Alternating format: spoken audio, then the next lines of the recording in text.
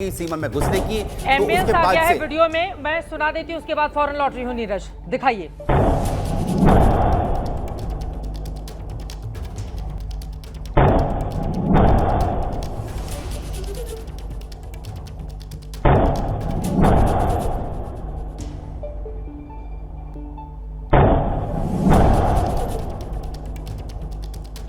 हिजबुल और लश्कर के ठिकानों पर चुन चुन कर हमला किया गया है। आवाज आपको सुनाई दे रही है साफ साफ, जिसमें जोरदार धमाका होता है। आपको बताते चले कि ये सीसीटीवी कैमरे से ली गई तस्वीरें इस वक्त हम आपको दिखा रहे हैं, लेकिन लश्कर और जैश-ए मोहम्मद इसका खात्मा जरूरी है, क्योंकि ये तो वो आतंकवादी संगठन है जो लगातार हिंदुस्तान में हमले के फिराक में रहते हैं और जैसे ही उनको मौका मिलता है वो यहाँ पर दहशतगर्दी को अंजाम देने के लिए लग जाते हैं। तमाम हमारे सहयोगी लगातार जुड़े हुए हैं, अलग अलग हिस्सों की तस्वीरें दिखा रहे हैं। अहमद बिलाल हमारे साथ हैं, आसिफ कुरैशी, आशीष सिंह, मेघा प्रसाद, नीरज राजपूत हमारे पास है। मेघा, क्या जानकारी और आ रही है?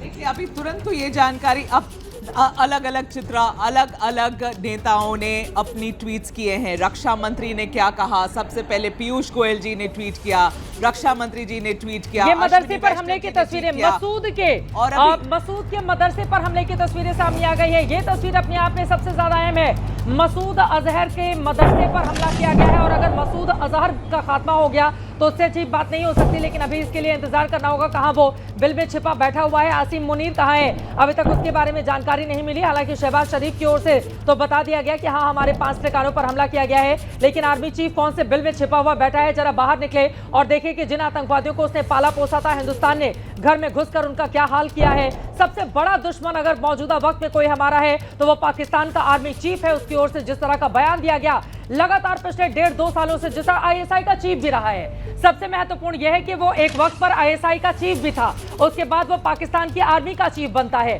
और उसकी ओर से दहशतगर्दी को अंजाम देने के लिए हर तरीके अख्तियार किए जाते हैं। उसके कहने के बाद आपको बताते चले, आतंकवादियों ने जिस तरह से हमारे निर्दोष लोगों को धर्म के आधार पर टारगेट किलिंग की थी। और यहां पर आपको तस्वीरें दिखा रहे हैं मसूद अजहर के मदरसे पर हमले की ये लाइव तस्वीरें हैं। मेघा, जल्दी से इन तस्वीरों पर टिप्पणी। अब आप देखिए, जिस तरीके से हम ये बात कर रहे थे चित्रा, कि सिर्फ और सिर्फ टारगेटेड अटैक्स हुए हैं, सिर्फ और सिर्फ टारगेट किया गया है उन टेरर कैंप्स को जहां से भारत की जानकारी ये थी कि उनके तार जुड़े हुए हैं पहलगाम में जो टेरर अटैक हुआ था उससे। तो अब आप जैश-ए मोहम्मद की हेडक्वार्टर्स बोले या लश्कर-ए-तैयबा की हेडक्वार्टर्स बोले या आप ये वो सारे 9 ठिकानों की बात करें, ये सारे 9 ठिकाने वही हैं चित्रा, सिर्फ और सिर्फ वही हैं जहां से भारत को ये लग रहा है। को लेकर सुबह 10 बजे प्रेस कॉन्फ्रेंस भारत की सेना की ओर से की जाएगी।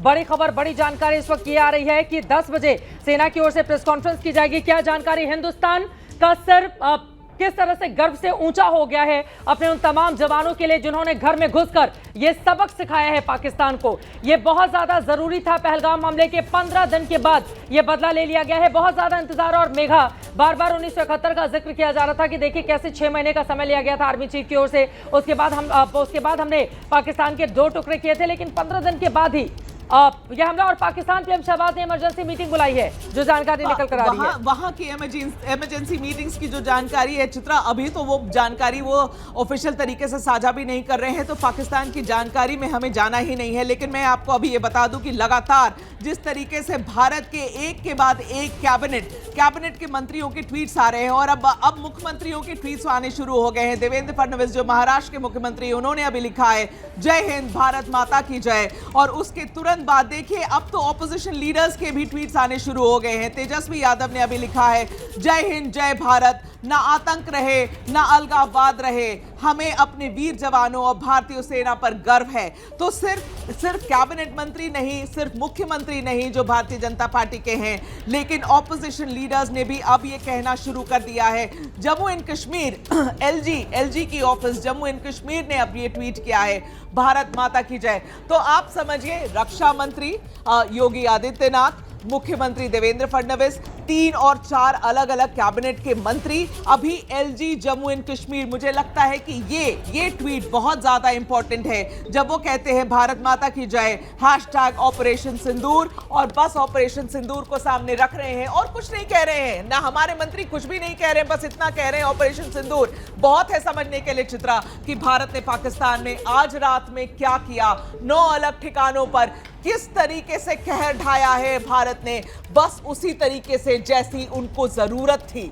जिस तरीके से सिंदूर उजाड़ा कैप्टन नरवल की। एक बड़ी खबर आ रही है, बड़ी खबर जल्दी से देते हैं। ऑपरेशन सिंदूर के बाद पाकिस्तान में इमरजेंसी घोषित कर दी गई है। ऑपरेशन सिंदूर के बाद पाकिस्तान में इमरजेंसी घोषित करने की खबरें सामने आ रही है। पाकिस्तान के पंजाब प्रांत में इमरजेंसी घोषित की गई है और आपको बताते चले जो जानकारी आ रही है, इंडियन एयरफोर्स ने पाकिस्तान का फाइटर जेट भी मार गिराया है। ये बड़ी जानकारी, बड़ी खबर इस वक्त निकलकर सामने आ रही है और आपको बताते चले कि इस वक्त जिस तरह की छटपटाहट देखने को मिल रही है पाकिस्तान के भीतर, अस्पतालों में बेड तक नहीं नसीब हो रहे हैं। जो बड़ी जानकारी, बड़ी खबर इस वक्त आ रही है, बेड तक नसीब नहीं हो रहे हैं। इतनी ज्यादा भीड़ इस वक्त देखने को मिल रही है। लेकिन हमारी सेना की ओर से जब प्रेस कॉन्फ्रेंस की जाएगी तो इस बाबत और ज्यादा जानकारी दी जाएगी। ऑपरेशन सिंदूर के बाद पाकिस्तान में इमरजेंसी घोषित की गई है, पंजाब प्रांत में इमरजेंसी घोषित कर दी गई है।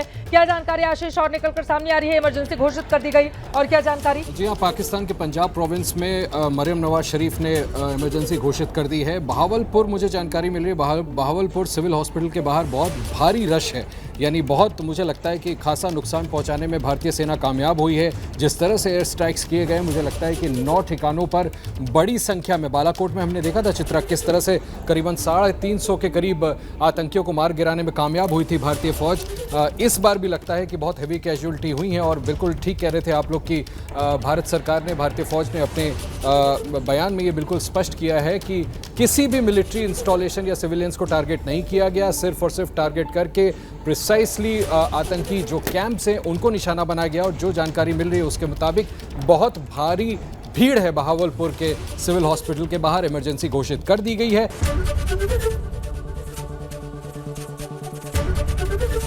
एबीपी गंगा, खबर आपकी, जुबान आपकी।